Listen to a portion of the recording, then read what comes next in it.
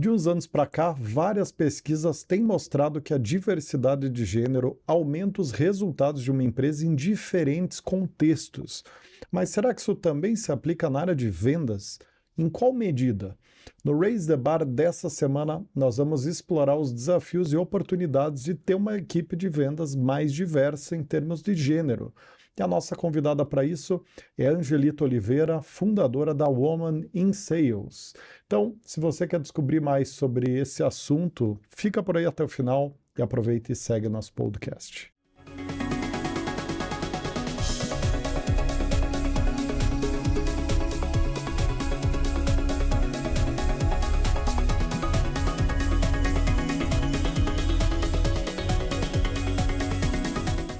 Muito bem, sejam muitíssimo bem-vindos e bem-vindas a mais esse episódio do Raise the Bar, o programa de entrevista sobre os principais cases, tendências e boas práticas de vendas e marketing do momento, divulgado toda terça às 19 horas no YouTube em mais de 10 plataformas de podcast diferentes, podcast que está no ar já há mais de 2 anos, né? 3, quase 3. Para quem é novo por aqui, esse programa é um oferecimento da For Sales, maior consultoria de Executive Search de vendas e marketing da América Latina. Então, se você está precisando recrutar e selecionar as melhores pessoas dessas áreas, não pensa duas vezes e corre lá em forsales.com.br para conhecer nossa metodologia altamente pioneira e revolucionária que fez a gente virar a maior empresa das Américas, inclusive, né? Então, para a gente começar, Angelita, queria te dar muitíssimo boas-vindas aqui. Prazer te receber para falar desse tema tão importante, né? Oi, Rodrigo. Oi, pessoal. Tudo bem? Para quem está assistindo, é um prazer enorme estar aqui falando de vendas, falando de equidade de gênero em vendas, um programa que tem uma audiência tão focada em vendas, marketing, negócios. Então, eu estou super animada para essa conversa. Muito obrigada. Maravilha. Nós estamos mais animados ainda porque é um papo que é muito importante, né, para a área de vendas falar disso, né, Maurício? Prazer estar te recebendo, Angelita. Rodrigo, um prazer estar contigo de novo. Estou bem ansioso aqui para esse bate-papo. Como o Rodrigo falou, né, um tema super atual e super importante ao mesmo tempo. Então vai ser bem importante para mim também ter o teu ângulo sobre o assunto, Angelita. Então, se tu quiser para começar falando um pouquinho sobre o teu trabalho, né, no tema diversidade de gênero em vendas, como que ele se dá, da onde que ele vem, enfim, conta um pouquinho sobre a tua relação com o gênero feminino na área de vendas. Boa. Eu nunca, quando eu fundei a Women in Sales há 3 anos atrás, eu não imaginei que eu precisava, que tinha um problema de equidade de gênero em vendas. Nasceu de uma necessidade minha. Eu estava montando um time de vendas e eu simplesmente quis contratar mulheres, não porque eu entendia o problema, né? E eu abri um cursinho gratuito no LinkedIn só para mulheres, com o intuito de contratar as melhores ali para trabalharem comigo. E no final desse cursinho, foram umas 10 mulheres, eu nunca lembro o número exato, 10, 15, uma coisa assim. Chamei umas amigas para entrarem comigo também, que tinham conhecimento em vendas. E no final eu pedi para elas um feedback do que elas acharam. E aí eu percebi 2 problemas, eu validei 2 problemas ali com essa minha iniciativa. O primeiro deles é, precisamos ter mais... trazer mais técnica, trazer mais metodologia para vendas, porque infelizmente essa área, ela ainda, né, é vista como uma área da pessoa que não sabe o que fazer da carreira, etc. Então tem muito espaço para melhorar, para trazer dado, para trazer metodologia. Essa foi a primeira dor que eu validei ali. E a segunda dor foi a questão da equidade de gênero. Os comentários, os depoimentos que a gente teve ali desse curso foram: foi o primeiro treinamento que eu me senti segura e à vontade para falar das minhas fraquezas e que eu entendi que outras pessoas passam pelos mesmos problemas que eu. De, às vezes, numa reunião, sentir... E aí entrou numas questões ali de espaço seguro também, que eu não vou abrir muito, mas muito relacionadas a como elas se sentiam num ambiente majoritariamente masculino pela falta da representatividade de mulheres. Então, um exemplo aqui que eu quero dar para vocês. Tem falas, né, hoje em vendas que são muito relacionadas à guerra, né, faca na caveira, sangue nos olhos, uma coisa assim muito emotiva, que foge muito da racionalidade, foge muito do dado, foge muito do método e tudo que a gente traz, e que a mulher não se identifica. Porque acaba que é uma coisa, né, muito também relacionada ao esporte, que o homem acaba sempre trazendo muito, que às vezes ele, sem perceber, ele cria uma cultura que a mulher não consegue se sentir parte. E tanto que, se vocês perguntarem para mulheres que estão em vendas, você se imagina na carreira de vendas? A maioria, e isso a gente validou com uma pesquisa que a gente fez no ano passado, elas falam que não conseguem se ver na carreira de vendas porque elas não sentem que é uma área para elas. Elas sentem que é uma área muito agressiva, que é uma área... Até trazendo um exemplo para vocês aqui, em geral, se vocês perguntam para alguns líderes de vendas, o que é um perfil ideal de vendedor para vocês? É aquela pessoa que fala muito bem, que senta numa mesa, que vende qualquer coisa. Então, está relacionada a um estereótipo que a mulher não consegue se ver. E tem a questão da pressão muito forte, e esse negócio da pressão também desestabiliza um pouco a mulher. E aí, quando a gente traz o dado, quando a gente traz o método, a gente começa a eliminar esse viés do gênero. E a gente conseguiu ali nesse momento criar o Women in Sales, que é uma comunidade que a gente trabalha metodologia, a gente trabalha networking, a gente trabalha esse sentimento de pertencimento, do tipo, sim, você é boa em vendas. E, para ser bem honesta aqui com vocês, um dos trabalhos que a gente tem que fazer é provar para a própria mulher que ela dá conta. Falar para ela, sim, você dá conta, sim, você é boa em vendas. Mas eu não tenho perfil agressivo de bater meta, de não sei o quê. Tem coisas que a mulher tem mais dificuldade e que eu acho que o homem faz muito bem. É por isso que eu costumo, nas minhas falas, trazer muito a questão do equilíbrio. É unir as habilidades do homem com as habilidades da mulher. E aí a gente consegue ter um equilíbrio muito legal para ter alta performance em vendas. Não é só sobre a mulher, não é só sobre o homem. É como que eu pego o melhor dos dois mundos e eu crio um ecossistema de vendas onde eu tenho alta performance, onde eu equilibro as habilidades dos dois e eu consigo focar no resultado com base em metodologia, tirando completamente o viés de gênero. E, Angelita, a gente acaba fazendo muita vaga afirmativa, né, de vendas, quer dizer, o cliente pede só mulheres exatamente para gerar esse equilíbrio, né, de gênero. E apesar do equilíbrio ele ser bastante comprovado por pesquisas inúmeras, né? O equilíbrio de gênero ele tem ganhos, inclusive tem uma pesquisa na Bolsa de Valores dos Estados Unidos que apontou que as empresas que têm boards 50-50 ou próximo a 50-50 têm, acho que mais de 20% de melhores resultados em relação a outros boards que têm majoritariamente masculinos, né? E a gente percebe que o mercado corporativo brasileiro ele ainda é sexista nesse ponto, né? Qual que é o principal case aqui no Brasil que ilustra o poder desse equilíbrio de gênero na prática, para a gente também ajudar a conscientizar as pessoas sobre como que de fato esse ganho pode ser feito, né? Que empresas que já estão surfando essa onda do equilíbrio de gênero. Que servem de exemplo, talvez. E que servem de exemplo, né? Sim. Eu tenho algumas empresas aqui, Rodrigo, que eu posso citar como exemplo, que já estão à frente nessa questão da equidade de gênero, de maneira geral. Falando especificamente da área de negócios, a gente não tem estudos aqui no Brasil ainda. O que a gente tem, que são estudos validados, né, pelo mercado, são estudos que comprovam empresas que já estão promovendo e que elas conseguem ter esse benefício. Então, a gente tem como exemplo a Natura, a gente tem a Magazine Luiza, a gente tem Unilever, City Brasil, SAP Brasil, dentre outras. Eu trouxe essas principais 5 aqui, que são empresas que já fazem isso. Eu tenho um contato também com o pessoal da RD Station, que ajudaram a gente, inclusive, promover a nossa pesquisa sobre equidade de gênero em vendas no Brasil. E eles também são uma empresa que tem muito forte essa questão da equidade de gênero já, inclusive na liderança. A gente, às vezes, vê muitos cases, né, de, eu já tenho equidade de gênero, mas ela não chegou na camada da liderança. Isso que você falou da Bolsa de Valores também, Rodrigo, é uma coisa que a gente traz muito, assim.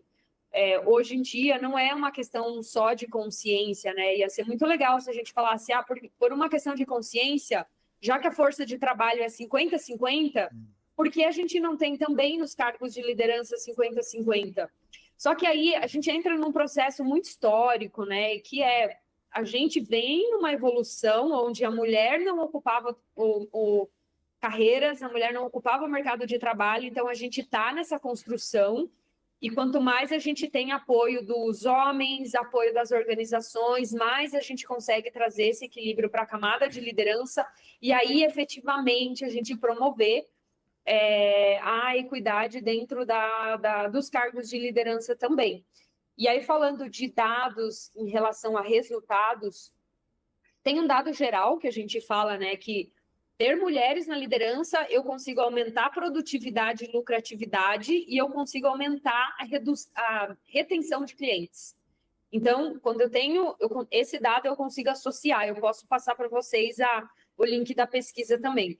E aí tem um outro dado legal de vendas que a gente costuma trazer. Teve uma pesquisa que foi lançada pela Harvard Business Review, que também em prova, eles pegaram pessoas de vendas, analisaram e conseguiram identificar que dentro de algumas determinadas habilidades ali, a mulher, usando essas habilidades, ela consegue ter sucesso nas vendas, se não me engano, são 6 percentuais acima dos homens.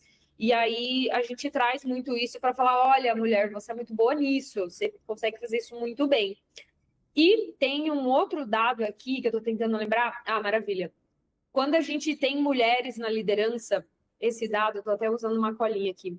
Esse dado, ele prova para a gente que não só você ter diversidade, equidade em outras áreas, mas na liderança principalmente, a gente consegue aumentar um percentual de 2% quando eu promovo liderança mais equitativa. Quando eu falo de líderes de diferentes indústrias, por exemplo, eu consigo aumentar mais um percentual ali no meu resultado. Então, no final, quando a gente está falando, né, da equidade de gênero na liderança, que tende, quando a gente está falando de uma mulher numa cadeira de liderança, ela tende a ter times mais equitativos, eu estou falando de um impacto na receita. E esse é um discurso que a gente traz muito, porque no final das contas, né, não é só sobre a questão social, a gente está falando do resultado. E aí a gente sempre traz o dado para não ficar que é aquela coisa de, meu Deus, a causa, socorro, não. Então, é impacto nos negócios, é dinheiro, é crescimento, então é bom para todo mundo. Legal. Angelita, você falou anteriormente sobre o melhor dos dois mundos, né? Que é unir as qualidades ou as competências, talvez, que os homens têm mais desenvolvidas e que as mulheres, no outro lado, têm mais desenvolvidas, né? Desse ponto de vista, quais que você acha que são as características ou as habilidades específicas que as mulheres trazem, assim, para as equipes de venda e que podem ser um diferencial competitivo para as empresas, até para a gente, quem está nos ouvindo, né? Ter essa consciência mais prática? Eu vou trazer o meu ponto de vista da minha experiência de liderança e eu vou comprovar isso também com o estudo, tá? Mas o que eu sempre percebi, a mulher, ela sempre tem um perfil que ela tenta olhar para o ser humano em primeiro lugar sempre. Então, por exemplo, quando a mulher ela está numa liderança, ela prefere, às vezes, prejudicar o ganho dela para não atrapalhar o ganho do liderado. Então, ela tem essa questão da... Team player, assim? Da preocupação com o próximo, da preocupação genuína, ela sempre traz o outro no centro. E isso, quando a gente fala de time, de empresa, de jogar junto, é muito bom. Você cria culturas muito fortes, né? Essa é uma coisa que eu percebia. Percebo também, né, que as mulheres, elas são muito leais. Muito leais. Então, eu já até fiz algum conteúdo sobre isso. Quando a mulher decide sair de uma empresa, dificilmente a empresa vai conseguir segurar, porque ela já tomou a decisão dela. Porque se ela tá num time, ela tá num time. Ela tá junto, ela joga junto, ela tenta se adaptar, ela faz de tudo para se adaptar. E aí tem esse estudo que eu trago sempre para comprovar o que eu estou falando, que é um estudo que ele analisou 7 habilidades. Habilidades importantes para você ter sucesso em vendas. Dessas habilidades, a gente está falando de análise de dados, conexão e networking, a habilidade de personalizar soluções, eu estou tentando traduzir para o português aqui, influência, resultado, colaboração e adaptabilidade/flexibilidade. Então, essas são as habilidades que nesse estudo compõem uma pessoa de alta performance em vendas. Dessas habilidades, a mulher se destaca muito em 3. Conexão e networking, a mulher sabe fazer isso muito bem, ela se conecta, ela vai num nível mais profundo, ela tenta te entender, ela está preocupada com você e não necessariamente só com aquela venda.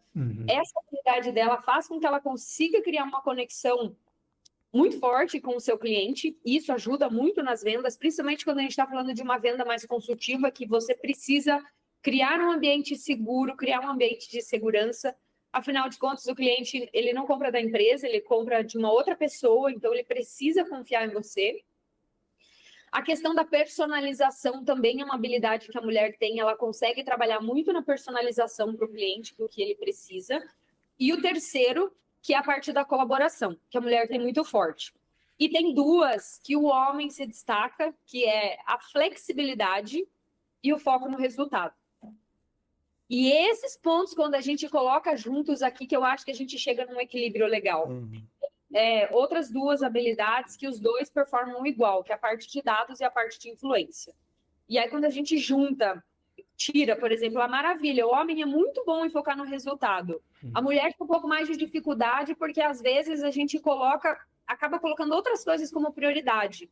Então, quando a gente equilibra e traz todo mundo e fala, essas são as habilidades necessárias, aí a gente consegue ter uma pessoa de alta performance.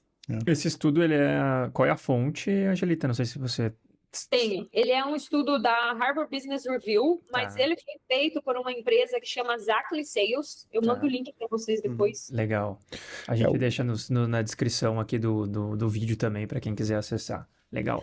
É difícil, né, hoje em dia, nesse mundo que a gente vive polarizado, de ver o isso é aquilo, né? A gente sempre tem uma tendência a ver isso ou aquilo. Então, acho que tem um papel aí de ver as complementariedades, né? As sinergias, né? Que é o ponto que você está trazendo, né? Muito mais do que as diferenças, as sinergias, os pontos de equilíbrio, né? Onde cada um aporta e como que isso fortalece o resultado no final. E aí eu vejo, Angelina, que tem um desafio. Você deu um exemplo que eu achei fantástico ali de uso de analogia militar, uso de analogia, que acho que é um vício de linguagem em função desse ambiente masculino, né? E, de fato, o ambiente de vendas ele é cheio dessas abordagens bastante masculinizadas na comunicação, nas abordagens. Como que você vê que as empresas podem atuar para diminuir esse excesso de masculinidade no ambiente de vendas e começar a equilibrar essa linguagem e a gente ter um ambiente que consiga incluir todas as pessoas consigam se enxergar naquele ambiente, né? Legal. Eu começaria, as dicas que eu dou em geral, pessoal, aqui é sempre pelo letramento. Sempre. Para mim, a educação ela é o caminho. E às vezes muitas vezes as pessoas fazem sem perceber. A gente faz comentários sem perceber, a gente faz brincadeira sem perceber. E aí, quando a gente começa a ter letramento e entender, putz, mas isso aqui tá errado, isso aqui ofende uma pessoa, quando eu uso essa expressão eu não tô sendo inclusivo, quando eu uso essa expressão aqui, eu tô focando num único gênero. Então, quando eu trago um treinamento de letramento sobre gênero, eu começo a trabalhar essas questões. Aí eu posso trazer exemplos de falas que não pode, exemplos de falas que são inclusivas, exemplos de práticas. Então, tem que entrar com treinamento. E a liderança, que é o principal guardião ali, né, da cultura, para garantir que isso vai acontecer no dia a dia, vai ter que ser a pessoa que às vezes vai ter que mudar os seus hábitos. Eu usava sempre essa brincadeira aqui de grito de guerra, como é que eu substituo? Vamos buscar substituir, vamos abrir para as mulheres também trazer a opinião delas, de como que elas se sentem, após um letramento também.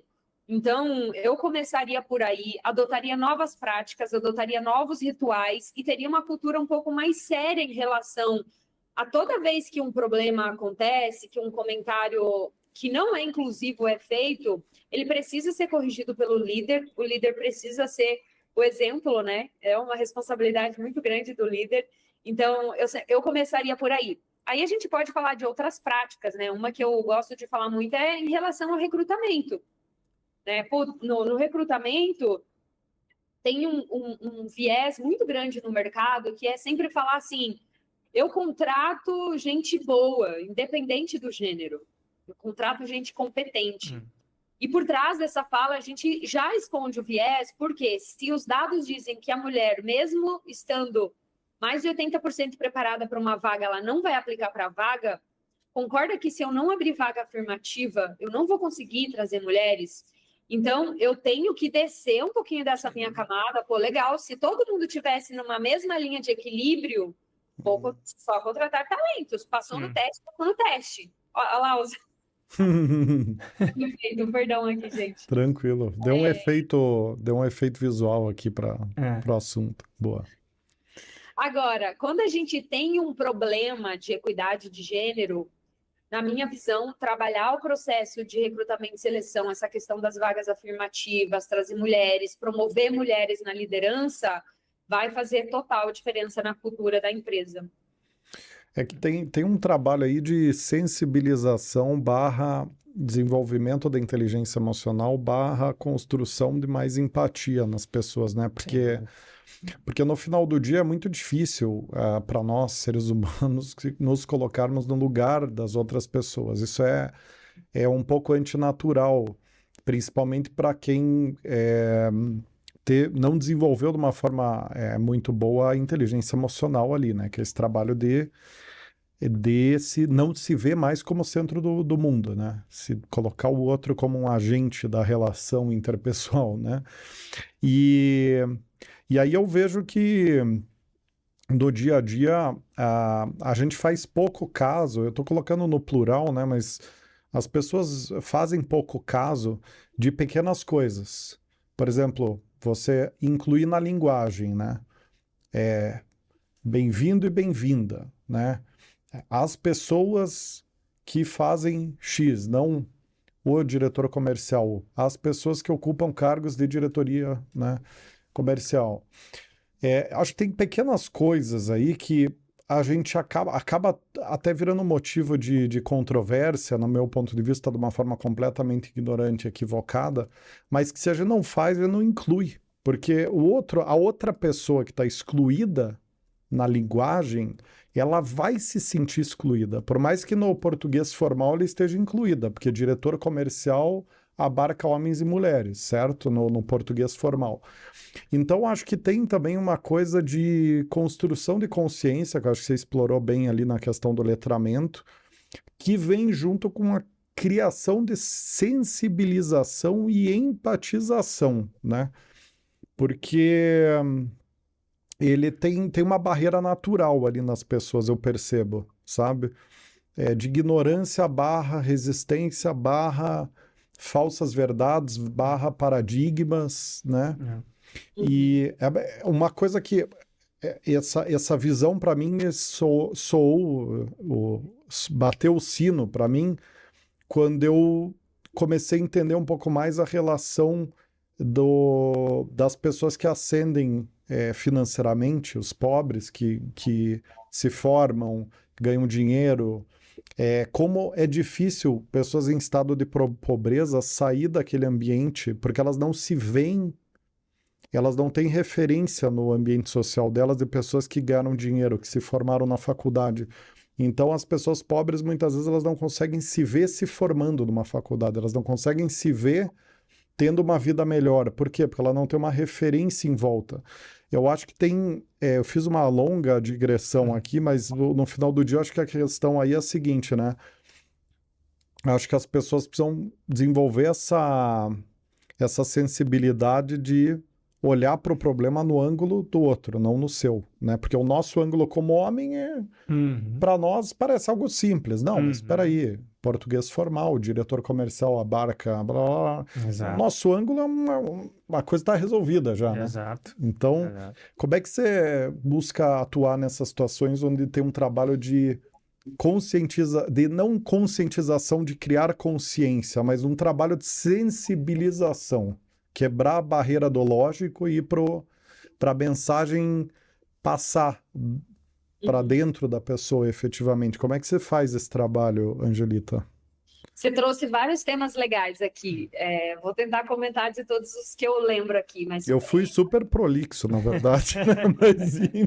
na verdade, é importante contextualizar mesmo, porque não é todo mundo que entende, né? Então, você começou falando da sensibilização ali, Rodrigo. Para mim, a sensibilização, eu separo muito a sensibilização da capacitação e do treinamento. Então, imagina o seguinte, uma empresa vai lá no mês da mulher e faz uma palestra sobre equidade de gênero. Isso é uma sensibilização. Eu sensibilizei todo mundo com o tema. O que vai acontecer na semana seguinte? Todo mundo vai voltar a fazer a mesma coisa. Porque eu não mudo um comportamento com uma palestra. Eu mudo um comportamento entrando nesse segundo ponto que você trouxe, Rodrigo, que é a questão de criar a consciência, trazer para a prática no dia a dia. E esse exemplo que você falou da pobreza, e que essa foi uma camada, uma barreira que eu precisei passar, é claro, aqui ocupando o meu lugar de uma mulher branca, que foi muito mais fácil, mas eu vim de uma situação da periferia, sem romantizar nem nada, onde quando eu cheguei na universidade, o meu mundo era completamente outro, assim, eu não tinha referência na família, eu só sabia que eu queria chegar lá, não tinha inglês, não tinha morado fora, sabe aquele monte de coisa que o jovem de uma classe mais alta tem benefícios que a gente não tem? É um mundo que você não viveu. E aí, o grande problema, né, do ambiente corporativo, quando a gente está falando dessas camadas, que aí a gente fala muito de consciência. Então, eu preciso ter consciência racial, que é entender que eu, por ser uma pessoa branca, vou ter muito mais privilégio, independente se eu vim da periferia ou não. Consciência social, a pessoa que veio de uma situação de pobreza vai ter muito mais dificuldade, enquanto imagina lá no almoço da empresa, tá todo mundo falando da viagem que eles fizeram para Dubai, tá a pessoa que veio da periferia que não consegue se ver naquele contexto, porque ela não vive aquilo, é uma outra realidade. Ela às vezes está vendendo almoço para comer no jantar. Ou aquele almoço de empresa também, onde todo mundo combina de ir naquele restaurante japonês que é caríssimo. E a pessoa que às vezes tem 3, 4 filhos para alimentar, ela não vai conseguir ir. Isso é consciência. E que eu, de novo, né, eu trago muito para o líder, porque ele é a pessoa que tem maior poder para mudar essa situação. Então, quando eu começo a trazer essas consciências de raça, de classe, de gênero, eu começo a educar as pessoas e fazer elas entrarem nessa reflexão que você disse muito bem, Rodrigo, que é difícil, não é natural. Não tem como eu saber como é para uma pessoa preta entrar num supermercado e ser barrada, ou entrar num restaurante e ser mal atendida. Eu não tenho como saber, eu sou uma mulher branca, mas eu leio e eu entendo que a questão racial é sim um problema no Brasil. E aí, quando eu trago a questão de gênero, e por isso que é importante quando a gente tem essas discussões com homens, porque eles não passam o que a gente passa. Sem dúvida. Né? Um homem não sabe o que é estar numa reunião e às vezes ter a palavra descredibilizada, porque às vezes a pessoa que está na reunião acabou confundindo com flerte. Ou, por exemplo, gente, eu adoro fazer networking, eu adoro ir para evento, almoço, café, mas quando é com homem, eu tento me limitar sempre no almoço para não confundir. Mas eu não acho que o homem, às vezes, tem essa visão de como é para a mulher se sentir assim. Então, é por isso que é importante a gente falar dessa consciência. Tem que ter consciência, e essa consciência ela não vem com uma palestra. Essa consciência ela vem com um conjunto de práticas, criando uma cultura dentro de uma empresa, políticas mesmo, onde, sei lá, de repente, uma vez por semana ou uma vez por mês, vamos falar sobre isso, vamos falar sobre práticas equitativas, vamos falar sobre práticas raciais, vamos falar sobre práticas de classes sociais, eu não sei. Aí isso tudo precisaria ser criado no manual da empresa, e aí as pessoas começam a entender.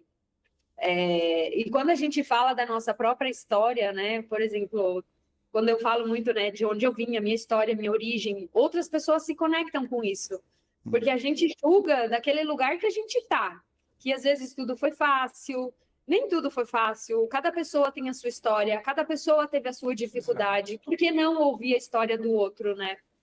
Bem legal. Enquanto você falava, Angelita, eu estava dando uma navegada. A gente tem eu vou fazer um jabá aqui para nós. A gente tem um estudo lançado no começo desse ano, que é Diversidade de Gênero em Recrutamento e Seleção.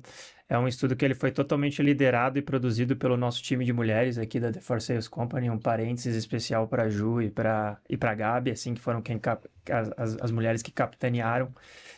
E aí eu estava dando uma olhada em alguns dados, assim, e existe uma luz no fim do túnel, e que acho que é legal compartilhar aqui contigo e com quem está nos ouvindo, que elas pegaram um levantamento de todos os aplicantes nas nossas vagas de vendas e marketing, eu não saberia dizer, acho que foi no período de 23. Essa pesquisa que esse estudo foi lançado no começo desse ano, então acho que elas fecharam o ano de 23, né? E a gente tem um número quase que igual, né? O percentual de mulheres que entrou no nosso sistema através de aplicação de vagas é 47%. Tem um pouco mais de homens se aplicando, né? Mas aonde é que está a grande X da questão? Que nas vagas de base de pirâmide, esse percentual ele é bem parecido. Quando a gente olha para posições de liderança, gerência e diretoria, ele é completamente distorcido. 78% dos candidatos são homens, 21% são mulheres. O que eu quero dizer com isso? Eu quero dizer que a gente está em processo, talvez, de fazer uma correção histórica, né? Esse é o lado positivo. Se a gente quiser olhar pelo copo meio cheio, acho que a gente pode olhar por esse ângulo, né? Mas ainda está muito distante, a gente precisa acelerar esse processo, né? Mas eu achei legal compartilhar contigo esse dado aqui, que eu estava olhando o estudo enquanto vocês iam falando para tentar gerar algum tipo de insight. E acho que ele mostra para a gente que, assim, estamos melhor do que já fomos no tema, mas estamos muito devagar, né? Precisamos acelerar. E aí eu conecto isso com o que você falou do recrutamento e seleção, sabe? A gente vê bastante isso, né? E eu, inclusive, já tive essa discussão bastante frontal com uma empresa multinacional, nossa cliente, enfim, etc. Não no quesito de gênero, mas no quesito, sim, de raça e etc, né? As empresas, elas abrem muito o funil no recrutamento, mas elas fecham na seleção. Então, assim, se tu genuinamente quer trazer diversidade para tua empresa, tu precisa abrir o funil da seleção, não do recrutamento, sabe? Se candidate, homens, pobres, mas na hora da seleção tu fala assim, mas tem que falar inglês. Sem inglês não tem como. Aí não é genuína a necessidade, tu tem que fazer parte do processo, tu tem que abrir a seleção e ajudar essas pessoas a se desenvolverem, porque se tu tentar buscá-las prontas, tu não vai trazer a diversidade para dentro da tua empresa, né? Então, eu acho que fica essa reflexão também para as empresas, né? Não vale só abrir o recrutamento, tem que abrir a seleção, né? A seleção tem que ser menos restritiva, a seleção tem que aceitar pegar uma pessoa menos pronta e ajudar a prepará-la, né? Eu acho que ou criar esses núcleos de preparação de mão de obra internamente, né? Quer dizer, você tem umas células ali de correção de diversidade e inclusão. Exato. E elas vão atuando tanto em construção do pipeline, né? É dentro de casa, né? Não o sourcing fora, mas construção interna. A gente, assim, empiricamente, né, Angelita, eu não tô olhando os dados aqui da pesquisa porque ela é grande. Mas eu acho que eu me lembro. Inclusive, Maurício, vamos deixar o link na descrição. Né? Então, quem quiser baixar a pesquisa, vai ficar o link indexado. Eu confesso que eu até tive que preencher meus dados na landing page aqui para baixar. Vai receber cadência de e-mail. Mas a gente vê, assim, empiricamente falando, a mulher já muito presente em marketing e trade marketing. Isso é bem visível, assim. Quando a gente trabalha uma vaga de trade, por exemplo, a mulher já domina esse segmento. Acho que é 80% dos bem legal. De trade Mas mulher, em né? vendas, de fato, acho que ainda tem esse 70-20, 70 e poucos, 20 e poucos aqui que a gente falou aqui, né? Esse gap de liderança é um ponto importantíssimo, né?